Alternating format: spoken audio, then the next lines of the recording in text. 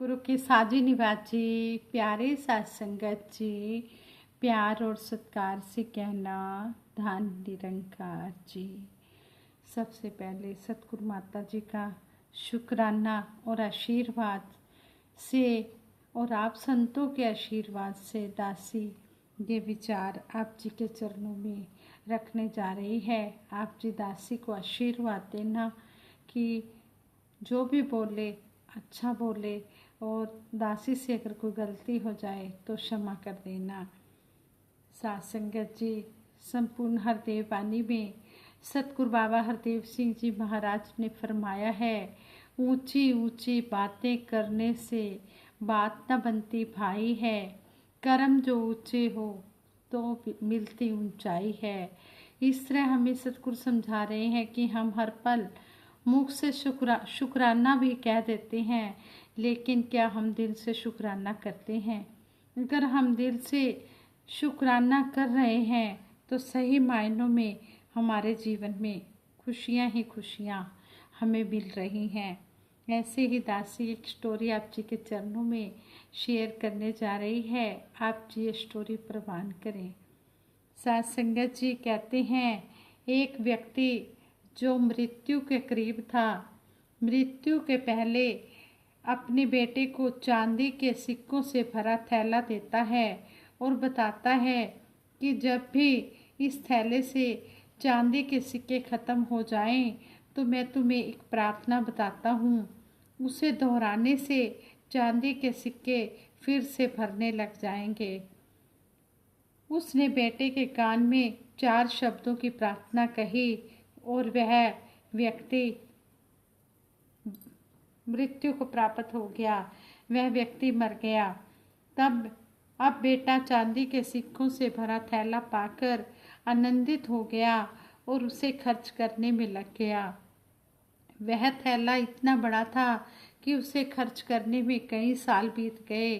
इस बीच वह प्रार्थना भूल गया।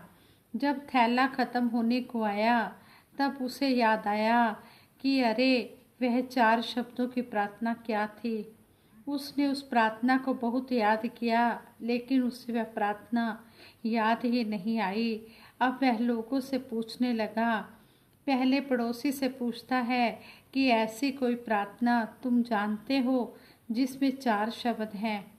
पड़ोसी ने कहा, हाँ, एक 4 शब्दों की प्रार्थना मुझे मालूम है, ईश्वर मेरी मदद करो। उसने जब यह प्रार्थना सुनी और उसे लगा कि ये वे शब्द नहीं थे जो उसके पिता ने उसे बताए थे। वे शब्द तो कुछ अलग थे। कुछ सुना होता है तो हमें जाना पहचाना सा लगता है। फिर भी उसने वह शब्द बहुत बार दोहराए, लेकिन चांदी के सिक्के नहीं बढ़े तो वह बहुत दुखी हुआ। फिर एक फादर से मिला।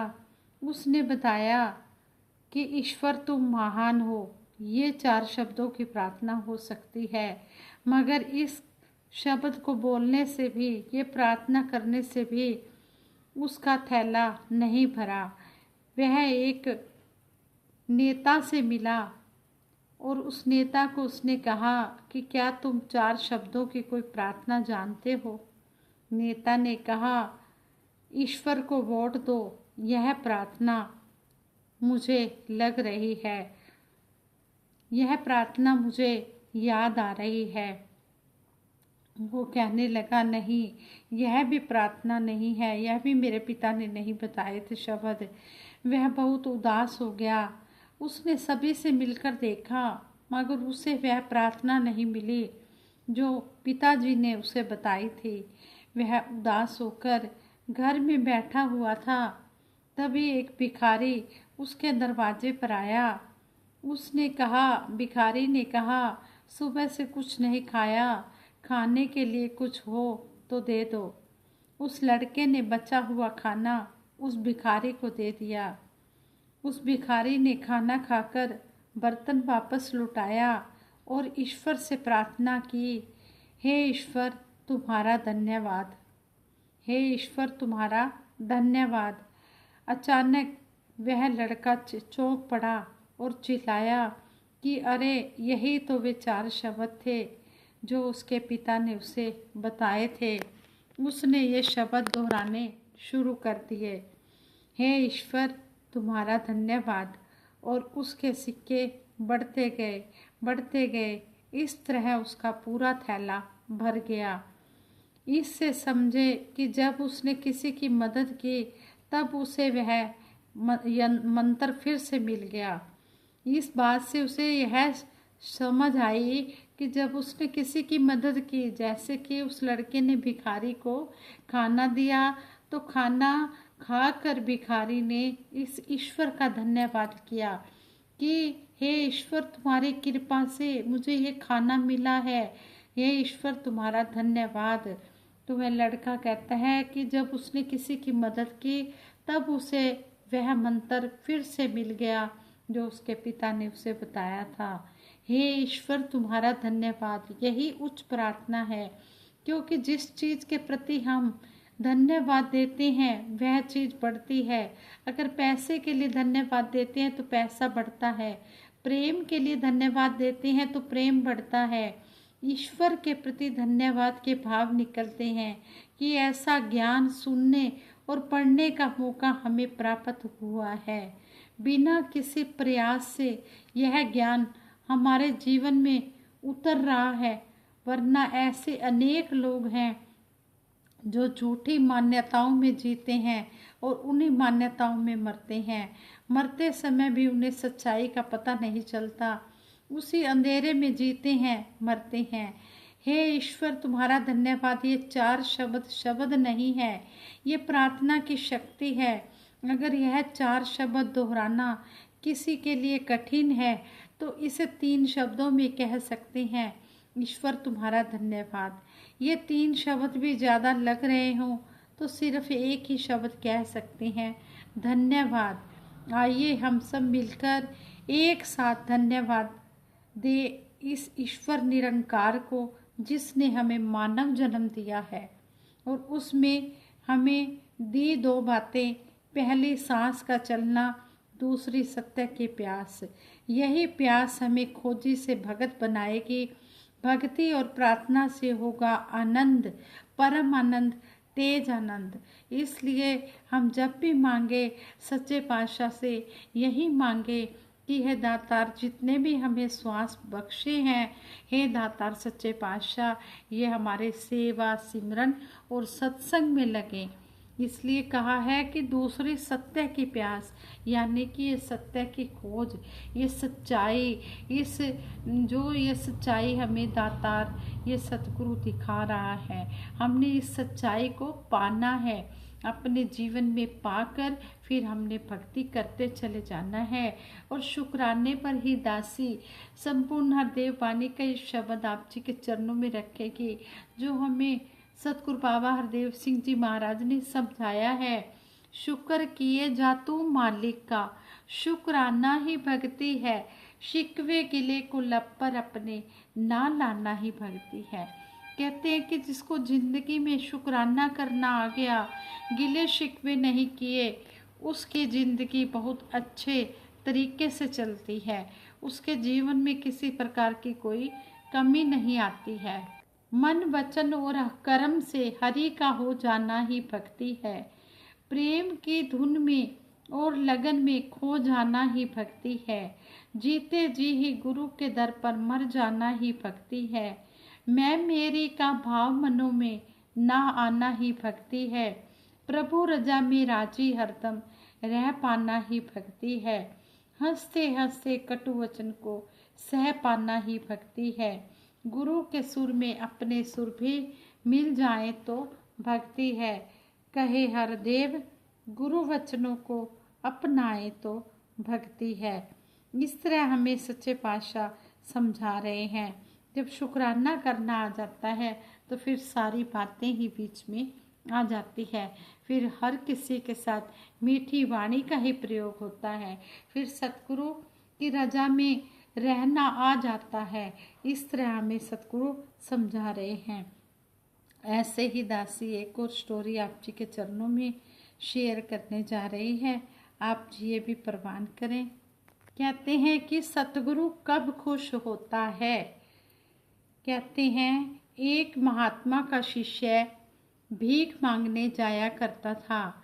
तो गृहस्थ के दरवाजे पर, जिसके दरवाजे पर मांगने जाता, तो उस दरवाजे पर जाकर कहता कि गुरु बंदी छोड़। एक घर में एक तोता पिंजरे में टंगा हुआ था। वह उसकी आवाज़ को डेली सुनता था। उस शिष्य ने जब दरवाजे पर आवाज़ लगाई तो तोते ने कहा कि तेरा गुरु बंदी छोड़ है, उनसे पूछना कि मेरा बंधन कैसे टूटेगा। शिष्य तोते से बोला, ठीक है, मैं अपने गुरु जी से पूछकर बताऊंगा। शिष्य जब आश्रम में गया तो गुरु जी से तोते की बात बताई।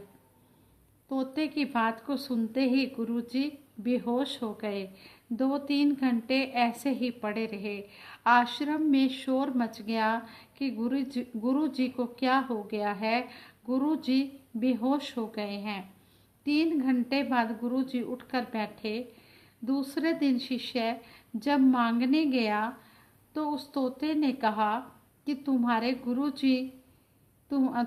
गुरुजी ने क्या कहा है, तुमने मेरे प्रश्न का उत्तर गुरुजी के आगे रखा है।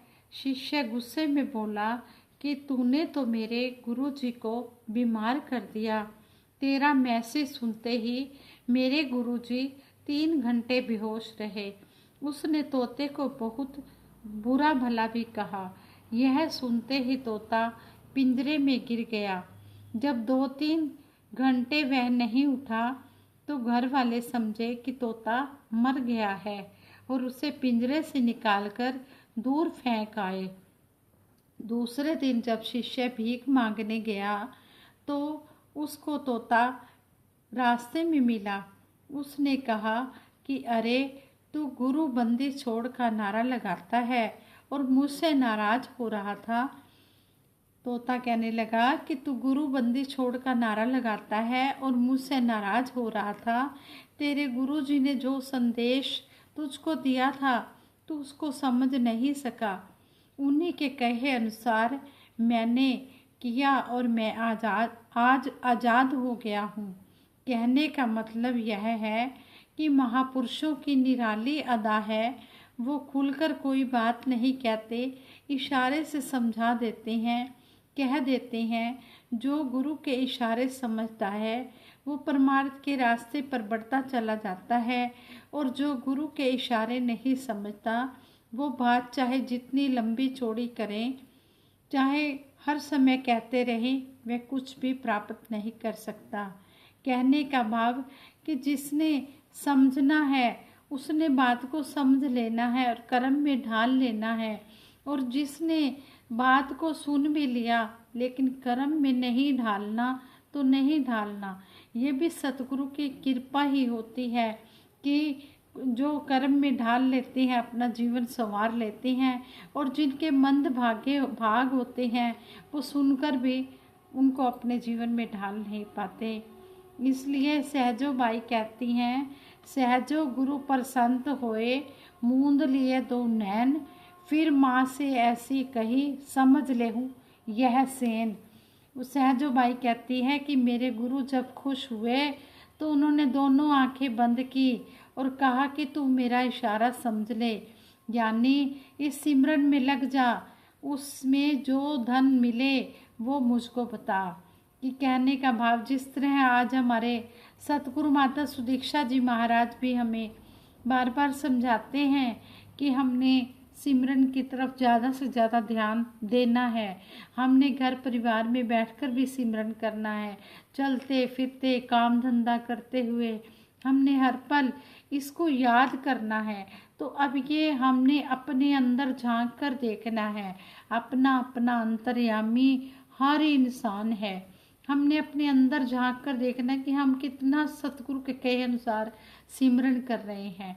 अगर हम सतगुरु को खुश करना चाहते हैं तो सतगुरु की बात को भी मानना होगा, तभी सतगुरु खुश होता है।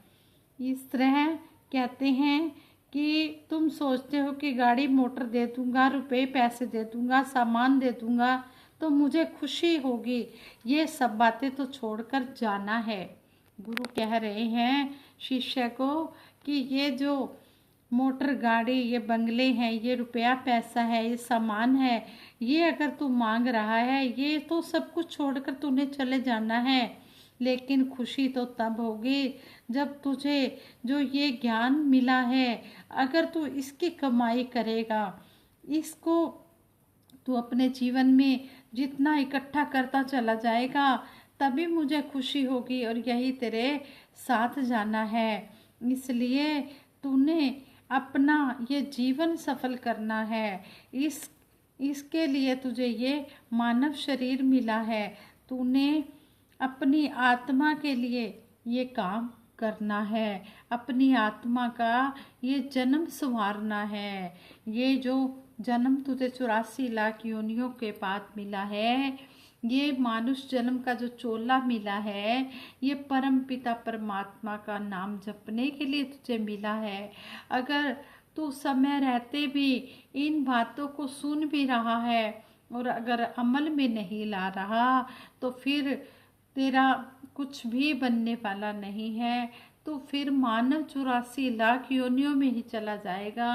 इसलिए समय रहते तू इस बात को समझ जा और संभल जा, और जो तुझे इशारा दिया जा रहा है इस बात को मानकर तू अपने सतगुरु को भी खुश कर ले और साथ संगत माँ को भी खुश कर ले और अपना जीवन का भी पार उतारा कर ले। इस तरह सतगुरु हमें बार बार समझा रहे हैं कि जो सांसों की पूंजी है, ईश्वर को अर्पित जो हो पाएगी, यूं ही ना बेकार होगी, मूल्यवान हो जाएगी। गुरु सेवा में लग जाए तो धन की होती कीमत है, नीवा अगर हो जाता है तो मन की होती कीमत है। कि अगर ये धन जो है गुरु की सेवा में लग जाता है तो धन की कीमत होती है, और अगर मन सत्संग में लग जाता है तो मन की कीमत हो जाती है। और अगर कहते हैं कि गुरु के आगे झुक जाएं तो सर की कीमत होती है। संत अगर घर आते जाती हैं तो घर की कीमत होती है। अगर हम दर्शनों के अभिलाषी हैं तो नैनों की कीमत होती है। अगर हमारे मन में सतगुरु के दर्शनों की तड़फ है, संतों महापुरुषों के दर्शनों की तड़फ है, तो फिर ये आँखों की भी कीमत बन जाती है। वरना ये आँखें होते हुए भी चाहे हम सारा संसार देख रहे हैं, लेकिन इनकी कोई कीमत नहीं है। कीमत तभी होती है जब हम संतों महापुरुषों के सतगुरु के दर्शन करते हैं। और ये निरंकार के दर्शन तो हम हर पल कर रहे हैं। ये तो हमारे अंग संग है, हमारे रोम रोम में है। इसलिए कहते हैं कि कर्मों में ढल जाते हैं तो वचनों की भी कीमत है। जब हम गुरु की बात को कर्म में ढाल लेते हैं तो वचनों की कीमत बन जाती है। कहे हरदेव गुरु की बनकर जिंदगी अनमोल बने, है अगर बेगर्ज तो फिर बंदगी अनमोल बने। कहते हैं कि अगर हम गुरु के बन गए हैं, गुरु को तो मान रहे हैं, लेकिन अगर गुरु की भी मान रहे हैं तो ये जिंदगी अनमोल बन गई है। इस तरह हमें सतगुरु समझा रहे हैं कि अगर हम बेगर्ज हैं तो फिर ये बंदगी अनमोल बन गई है। हमने ये जीवन को अनमोल बनाना है और इस तरह सतगुरु की बातों को अपने जीवन में अपनाना है। दासी सतगुरु माता जी से यही अरदास करती है, सच्चे पातशाह सभी के ऊपर ऐसा मेहर भरा हाथ रखना, सभी सेवा सिमरन सत्संग करते चले जाएं और आप जी के चरणों से जुड़े रहें। दासी भी यही आशीर्वाद मांगती है, खाली बोल मेरे रह जाने बोलना, इना बोला उत्ते आ जाए जिंदगी नू तोलना। इन्हीं शब्दों से दासी आप जी से इजाज़त लेगी और आप जी के चरणों में धन निरंकार करेगी और सभी के सुखों के लिए सतगुरु के आगे अरदास करेगी। सभी ने मिलकर सिमरन में साथ देना है। तू ही निरंकार मैं तेरी शरण हाँ, मैनू बख्श लो। तू ही निरंकार मैं तेरी शरण हाँ, मैनू बख्श लो। तू ही निरंकार मैं तेरी शरण हाँ, मैनू बख्श लो। बोलिए सतगुरु माता सुदीक्षा सविंदर हरदेव जी महाराज की जय। निरंकारे राजमाता गुरु बचन अवतार की जय। साध संगत जी प्रेम से कहना धन निरंकार जी।